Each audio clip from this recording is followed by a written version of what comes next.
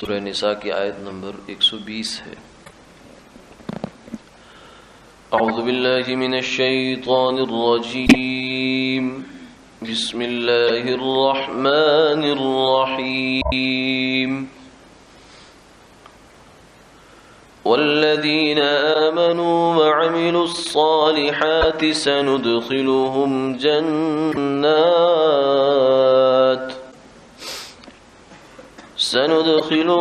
جنات تجری من تحتها الانہار خالدین فیہا ابدا وعد اللہ حقا ومن اصدق من اللہ قیلا۔ صدق اللہ۔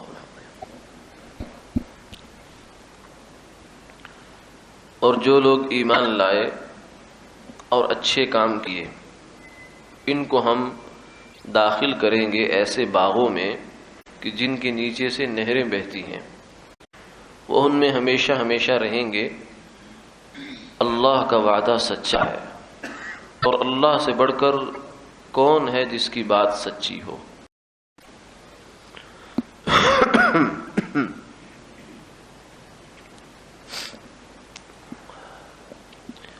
دنیا کی زندگی دار العمل ہے، دنیا دار الامتحان ہے، دار العمل ہے۔ انسان کو اللہ نے دونوں طرح کے کام کرنے کے اختیارات دے دیے، اسباب دے دیے اور آلات بھی دے دیے۔ وَهَدَيْنَاهُ النَّجْدَيْنِ اما شاکرا و اما کفورا انا ہدیناہ السبیل اما شاکرا و اما کفورا۔ ہم نے اس کو راستہ دکھا دیا ہے، اب یا تو شکر والا جذبہ پیدا کرے گا یا نہ شکرا بنے گا۔ لِيَهْلِكَ مَنْ هَلَكَ عَنْ بَيِّنَةٍ وَيَحْيَىٰ مَنْ حَيَّ عَنْ بَيِّنَةٍ۔ اللہ نے بہت کھول کر ہر چیز کھول دی ہے، واضح کر دی، انبیاء علیہ السلام بھی اور دوسرے سلسلے بھی، تاکہ جس نے ہلاک ہونا ہے وہ پوری بصیرت کے ساتھ ہلاک ہو، اور جس نے جینا ہے اور نجات پانی ہے وہ پوری بصیرت کے ساتھ نجات پائے۔ تو اس زندگی میں عمل دونوں قسم کا انسان کے پاس اختیار ہے، اور دونوں قسم کے اعمال پر جو نتائج ہیں وہ بھی مرتب ہونے ہیں اور ان کے وعدے ہیں۔ ایک طرف جو برے عمل ہیں ان کے لیے وعدہ ہے شیطان کا، یہ ہم نے گزشتہ آیات میں یہ دیکھا۔ برے اعمال پر شیطان نے وعدے کیے، انسان سے کرتا ہے، اور اچھے اعمال پر اللہ تعالیٰ کے وعدے ہیں۔ تو شیطان کے وعدے کے بارے میں قرآن پاک نے بہت کھول کر بیان کیا کہ وہ ایک تو تمہارا دشمن ہے، خیر خواہ بالکل قطعا نہیں ہے، اور پھر دوسری بات یہ ہے کہ وہ فراڈی ہے، دھوکے باز ہے، اس کے پاس کچھ بھی نہیں ہے سوائے اس کے کہ وہ تمہیں تمہارے عمل میں برے عمل کو اچھا بنا کر دکھا دے، بس میک اپ کے سوا اس کے پاس کچھ نہیں ہے، دینے دلانے کے لیے تمہارے پاس کچھ نہیں ہے اس کو۔ یعدہم الشیطان، فرمایا کہ شیطان ان کے ساتھ کیا کرتا ہے؟ وعدے کرتا ہے۔ وَيُمَنِّيهِمْ وَمَا يَعِدُهُمُ الشَّيْطَانُ إِلَّا غُرُورًا، کہ شیطان وعدے کرتا ہے، تمنائیں دلاتا ہے، لیکن شیطان کے وعدے کے نتیجے میں کیا ہے؟ کچھ بھی نہیں۔ وَقَالَ الشَّيْطَانُ لَمَّا قُضِيَ الْأَمْرُ إِنَّ اللَّهَ وَعَدَكُمْ وَعْدَ الْحَقِّ وَوَعَدتُّكُمْ فَأَخْلَفْتُكُمْ وَمَا كَانَ لِي عَلَيْكُمْ مِنْ سُلْطَانٍ إِلَّا أَنْ دَعَوْتُكُمْ فَاسْتَجَبْتُمْ لِي فَلَا تَلُومُونِي وَلُومُوا أَنفُسَكُمْ۔ قیامت والے دن شیطان جب فیصلہ ہو جائے گا تو جو لوگ اس کی مان کر دنیا میں زندگی گزارتے رہے اور اس کے وعدوں پر جنہوں نے یقین کیا، وہ اس کو اس وقت کہیں گے ہاں بھائی بتاؤ تمہارے وعدے کہاں ہیں؟ تو وہ کہے گا بے وقوف لوگ ہو تم، اللہ نے تم سے جو وعدے کیے تھے تم نے اس پر یقین نہ کیا اور میرے وعدوں کے پیچھے چل پڑے، آج تو تمہیں جوتے ہی لگنے، جہاں میں جاؤں گا وہیں تم بھی جاؤ گے۔ اللہ تعالیٰ نے تم سے وعدہ سچا کیا، وَوَعَدتُّكُمْ، میرا وعدہ کیا تھا؟ میں تو جھوٹا تھا، دو نمبر تھا، تو میں نے تو وہی کچھ کرنا تھا جو کیا۔ فَأَخْلَفْتُكُمْ، میں نے وعدہ کیا تھا، اب میں وعدے سے صاف مکرتا ہوں، کوئی میری ذمہ داری نہیں ہے، اور بلکہ دنیا میں ساتھ چھوڑ جاتا۔ جنگ بدر میں جب کفار جو ہیں وہ آنے لگے تھے تو شیطان نے ان کو بہت تسلی حوصلہ دلایا کہ تم بہت زیادہ ہو تعداد میں، تم غالب آ جاؤ گے، اور ایک بوڑھے تجربہ کار جنگجو کی شکل میں ان کے ساتھ آیا کافروں کے ساتھ، اور کہنے لگا کہ میں تمہارے ساتھ ہوں، تم کوئی کچھ نہیں کہنے والا، لا غالب لکم اليوم من الناس وانی جار لکم، میں تمہارا ساتھی ہوں، تمہارے اوپر کوئی کسی طریقے سے غالب آ ہی نہیں سکتا۔ فلما تراءت الفئتان نقص على عقبیہ، جب دونوں گروہ آمنے سامنے ہوئے، مسلمانوں کا گروہ بھی، کیونکہ اس گروہ میں تھے فرشتے، جبریل علیہ الصلوۃ والسلام اور ان کے ساتھ ان کی جماعت، اب ان کے سامنے اس کی دال کیا کرتی، تو بھاگا وہاں سے۔ انہوں نے کہا کہاں جاتا ہے؟ کہتا ہے بس اب میرے یہاں رہنے کا کوئی کام نہیں، تو یہ دنیا میں ساتھ چھوڑ جاتا ہے، آخرت میں تو ہو گئی اس کے ساتھ جو بری ہونی ہے سو ہونی ہے۔ تو ایک طرف شیطان کے وعدے ہیں اور اعمال کو اس نے لوگوں کی نظر میں مزین کر کے دکھاتا ہے، زین لہم الشیطان اعمالہم، کہ عمل کو خوبصورت کر کے دکھاتا ہے، اس کے پاس سوائے دکھانے کے اور کچھ نہیں ہے، دینے کے لیے کچھ نہیں ہے، دینے دلانے کا کام اس کے پاس نہیں ہے، دکھانے کا کام ہے صرف، یعنی صرف وہ سبز باغ دکھا سکتا ہے، مگر وہ باغ آپ چاہیں کہ ہم جائیں اور اس کا پھل کھائیں تو وہ کہے گا نہیں یہ کوئی چکر نہیں، وہ تو کسی کا تھا، میں نے آپ کو دکھایا ضرور تھا لیکن وہ باغ تو ہے ہی نہیں۔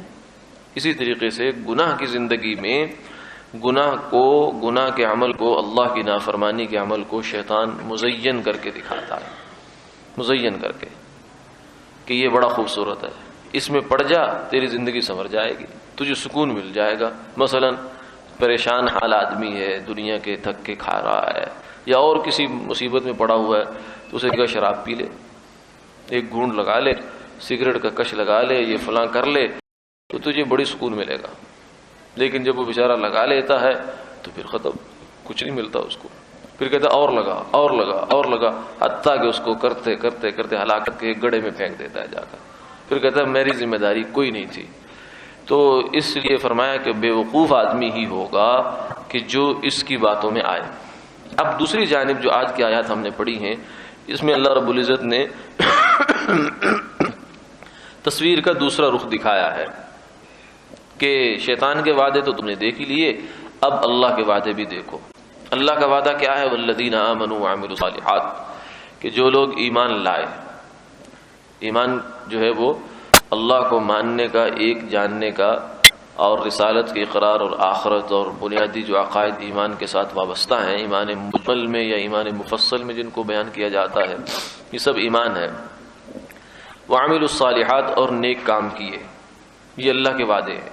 سندخلہم جنات تجری من تحتها الانہار، اللہ فرماتے ہیں کہ ہم انہیں سبز باغ صرف دکھائیں گے نہیں، ان میں داخل کریں گے۔ شیطان تو صرف دکھا رہا ہے، لیکن ہمارے پاس تو باغ ہیں، ہم نے بنا رکھے ہیں، ہماری قدرت میں ہے، ہم سب کچھ بنایا ہوا ہے۔ جنات تجری تحت الانہار، اللہ تعالیٰ نے یہ جنت تمہارے لیے تیار کر رکھی ہے، اور اسے وہ جو ہر روز اس کے حسن میں اضافہ کرتا ہے، اپنے جو اللہ کے جمال کی تجلی ہے وہ جنت پر ہر روز بڑھتی ہے، اور اس میں اضافہ پہ اضافہ، اضافے پہ اضافہ، اضافے پہ اضافہ ہوتا چلا جا رہا ہے۔ یہ ہے اصل، یعنی ایمان لاؤ، عمل صالح کرو تو وعدہ ہے اس پر کہ تمہیں اللہ سبز باغ اور جنت میں لے جائیں گے، حقیقی باغ جو ہے وہ تمہیں دیں گے۔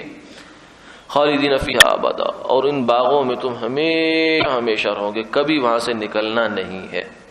آگے فرمایا وعد اللہ حقا، یہ اللہ کا وعدہ ہے جو ہے ہی سچ، ہے ہی سچ۔